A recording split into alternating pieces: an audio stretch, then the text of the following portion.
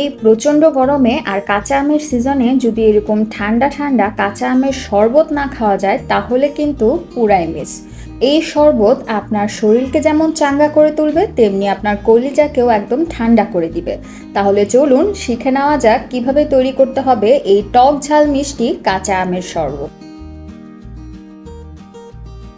কাঁচা আমের শরবত তৈরি করতে প্রথমেই নিয়ে নিয়েছি একটি বড় সাইজের কাঁচা আম। আমি আজকে 2 গ্লাস পরিমাণ কাঁচা আমের শরবত তৈরি করব এবং সেই জন্য একটি আমই ব্যবহার করছি। প্রথমে আমি আমটাকে খোসা ছাড়িয়ে নিব। খোসা ছাড়ানোর পরে আমি এখন যতটা সম্ভব আমগুলোকে একদম ছোট ছোট টুকরা করে কেটে নিব যেন ব্লেন্ড করতে সুবিধা হয়। ভিউয়ার্স, আমগুলোকে এরকম ছোট ছোট টুকরা করে কেটে নেওয়া হয়ে গেছে। এখন চলে যাব পরবর্তী স্টেপে। একটি জুস তৈরির ব্লেন্ডারের জার নিয়ে নিয়েছি আর এখন এর মধ্যে দিয়ে দিব সেই কেটে রাখা আমগুলো। তারপর দিয়ে দিব হাফ কাপ পরিমাণ পুদিনা পাতা। এখন দিয়ে দিব অর্ধেকটা লেবুর রস।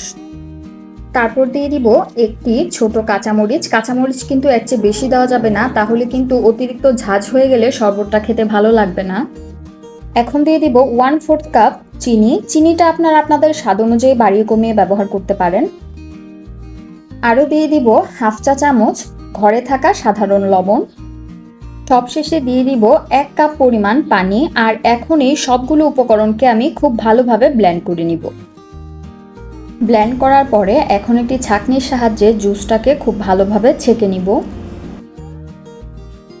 এখন আমের শরবতটাকে সার্ভ করার পালা, আর সেই জন্য 2টা গ্লাসে আমি নিয়ে নিচ্ছি প্রয়োজন অনুযায়ী আইস কিউব। আর এখন আইস কিউবের উপরে দিয়ে দিব সেই ব্লেন্ড করে রাখা আমের জুসটা। ব্যাস, তৈরি করে ফেললাম খুব কম সময়ে এবং ঘরোয়া অল্প কিছু উপকরণে কাঁচা আমের শরবত। শরবতটা খেতে কিন্তু হয়েছে ভীষণ মজা।